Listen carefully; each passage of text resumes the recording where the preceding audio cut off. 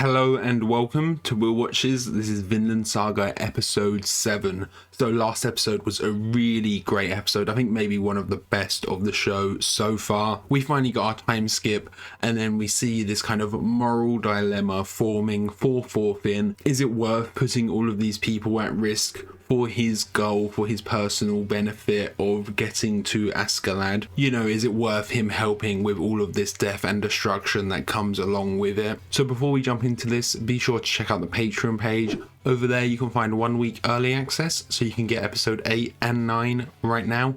You can also find polls, so you can vote for what's next. And you can find a full-length timer-based version of this where you just sync up your footage and you can watch along with me. So yeah, let's just jump right in. I just love the landscapes in this show. Although it was all death and destruction and burning and fire there, it was still lovely, gorgeous. Oh?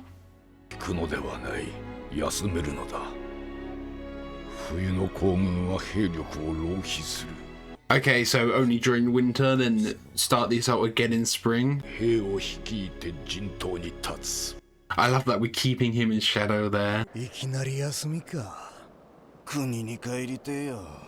This episode feels really cinematic in all of these title cards and this like cold open.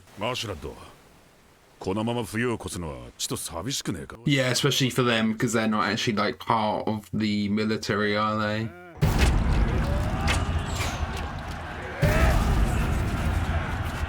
Oh, France.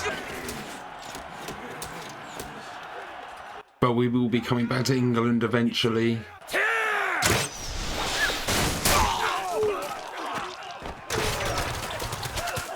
This is cool. I love like a fort trying to attack a fort and all the defenses that come along with it, you know?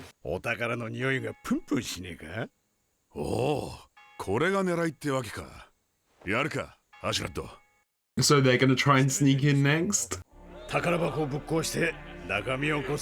They don't have any like heavy weaponry though, do they? They don't have anything to knock down the doors.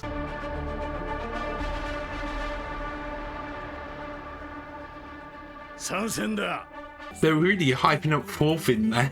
I guess is that him like fully grown up until this point, or is this his opportunity to prove himself? Just because of how much they focused on like his little introduction there, and he's in. I'm trying to think of what he wore last episode. It wasn't this outfit that he's wearing now. This is like his like official outfit that he usually wears in all of the promotional art and stuff, you know.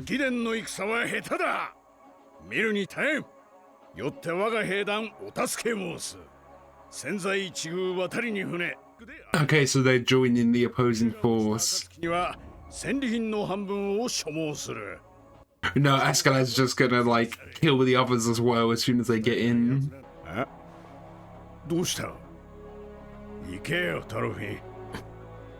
Yeah, it's all very reluctant.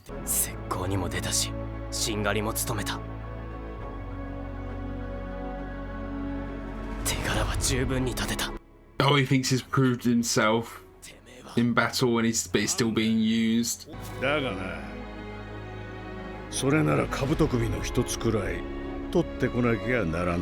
Oh, okay. That doesn't seem too difficult. Naruto ran there.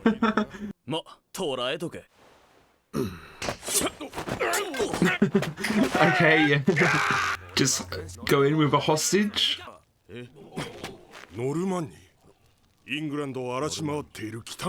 Oh, they've got a reputation, maybe. Look at this guy, is like a frog, isn't he? There's a few designs now where it's reminding me of different animals.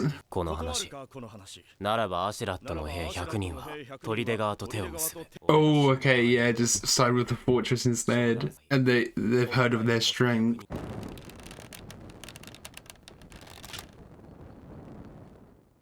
Oh, is that a signal to say it went well? Look how far that went, actually.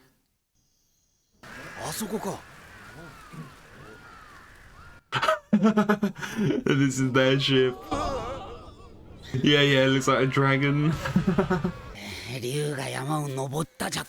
They do a great job of making some characters that are like instantly hateable just from their design. And this guy's supposed to be French. He kind of looks like a frog, like French frog. Is that what they're going for there?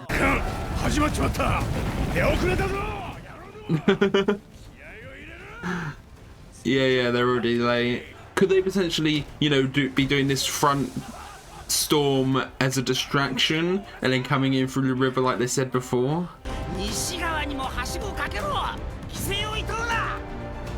Yeah, and this general is just ready to sacrifice as many as he can.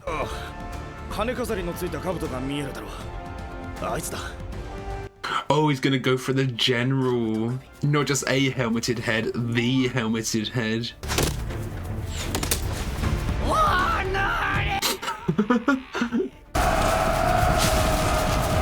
Are they all on horseback? Did they dismantle their boat to build that? Oh no, they're just on their boat. I thought that was like a, you know, something to barge the door down. They dismantled the boat for it. No, they're just carrying it. Okay.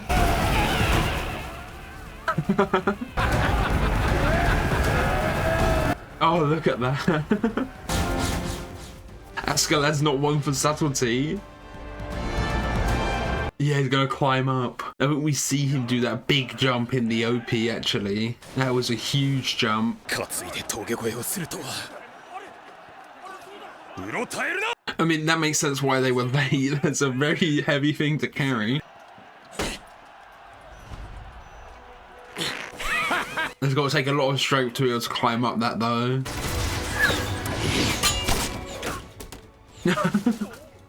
Oh wow, straight through his shield. But then Thorfinn comes up behind. Yeah. That kind of gives the distraction from the crossbow fire that they need. Yeah, he definitely saw, didn't he? Oh, his fingers right off. Oh, who's it? Is it Zoro from One Piece who does free sword style with one in his mouth? And he's big enough to actually wield a sword at this point. Oh, the first person's perspective, okay. Yeah, just leap over those shields, that's easier.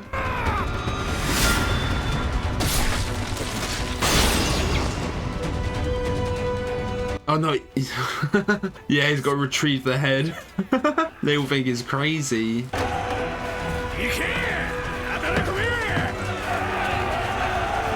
The thing is, Thorfinn kind of has to protect Askeladd a little bit. You can't let Askeladd die before he gets his chance, you know?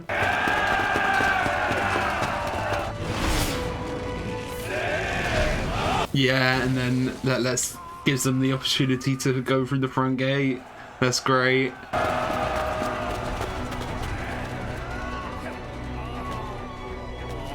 It's already taken care of.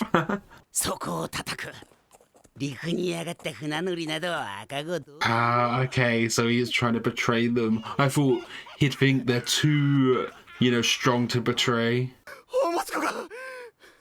Huh?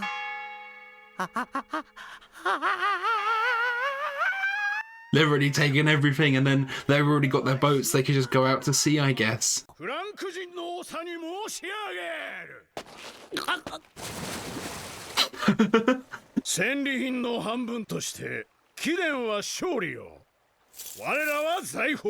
No.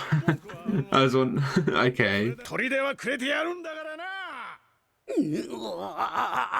The thing is, when you're a Viking like that, what do you even do with all of that treasure? You know, you sell it, but then what do you buy? More ships? Just waste it all on booze? It's not like they're buying mansions and houses with everything they earn, are they?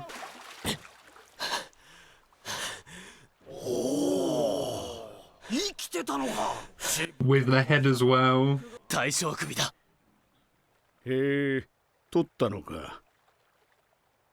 Has he earned his battle then? Will that be soon? Yeah,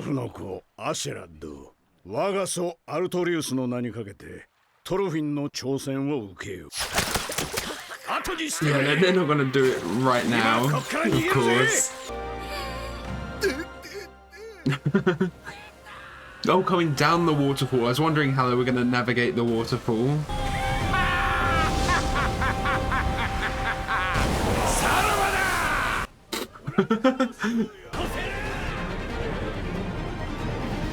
Yeah, I guess it gives them a wealth to stock up for the winter.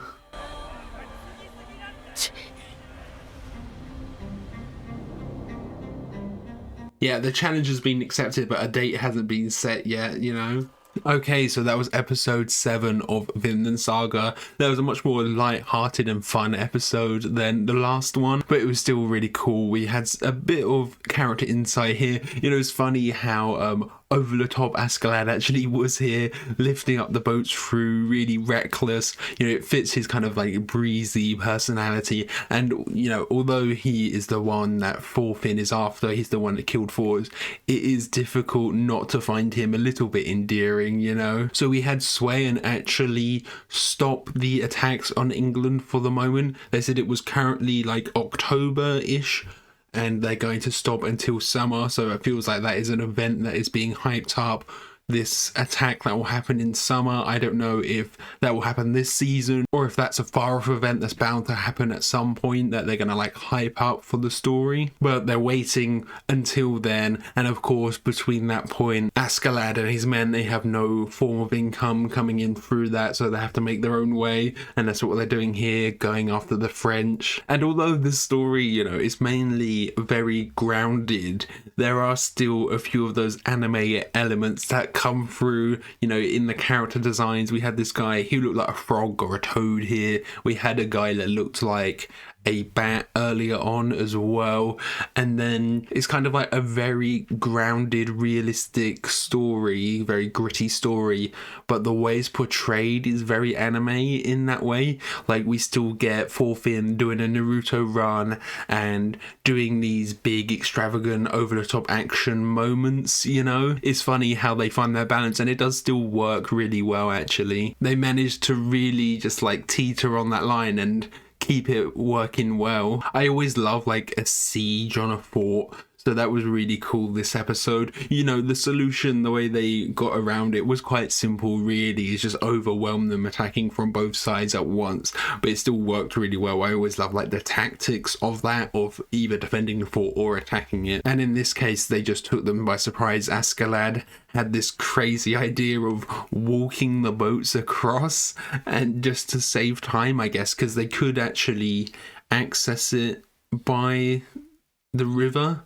Or no, that waterfall would have stopped them, wouldn't it? So they just walk the boats across, and that's why they saw that dragon. Because I just assumed there was like a river the other side, and they saw the dragon because they just saw the boat coming past. But it's because it was on land, they were walking it across. I guess that is one way to catch them by surprise. You know, I saw them carrying it when they were showing the boat. I saw them carrying it, then I saw like the dragon head, and I thought they'd like dismantled the boat to make something so they could barge the door down and like assist, but no, it's just the boat straight up. I hope we do get even more like extravagant battle plans from Askeladd in the future like that, actually, because I guess the only other thing he's done is like when he dammed off the river with the ambush in episode 3.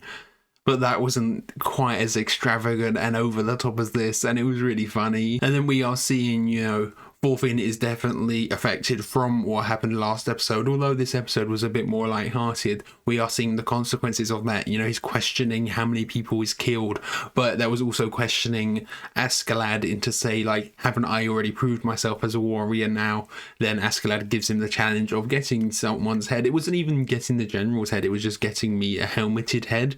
But that seems like that would have been quite easy anyway, just one soldier, and he, you know, goes over the top and goes for their leader, which is a bit more difficult, but he still manages to do. And it was great how him interrupting there actually saved Askeladd a little bit. It gave them the opportunity to land the boats and attack, so all of the timings actually worked out perfectly here. I know he said he was late, but if he was earlier, maybe it wouldn't have happened this way, you know. It all just synced up well. And Thorfinn, you know, he does get the head and gets the approval, gets to Askeladd, and Askeladd does actually accept. There's a bit where Thorfinn was saying, I am Thorfinn, son of Thor, I challenge you in the name of Odin, you know, that whole spiel. And then Askeladd started his one, like, I'm Askeladd, son of whatever.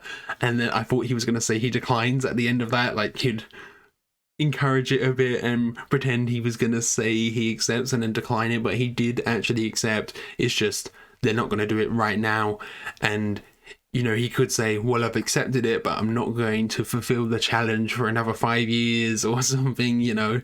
It doesn't mean he has to do the challenge right now, but I think it will be sooner rather than later, maybe in the next episode or maybe in like 1 or 2 episodes time. But whatever the outcome is, I don't actually see Askeladd dying. I don't see Thorfinn dying either. I can imagine, like, I'm not sure, because it's only a battle for the duel, but it could be the case that Askeladd actually wins and then Thorfinn has to go through all of this again and still prove himself again to do another battle, to another duel later on. That could be interesting if he actually loses this, because we haven't seen Askeladd actually do much fighting as of late. Like, has he improved in all of these years? Has he got sloppy in all of these years?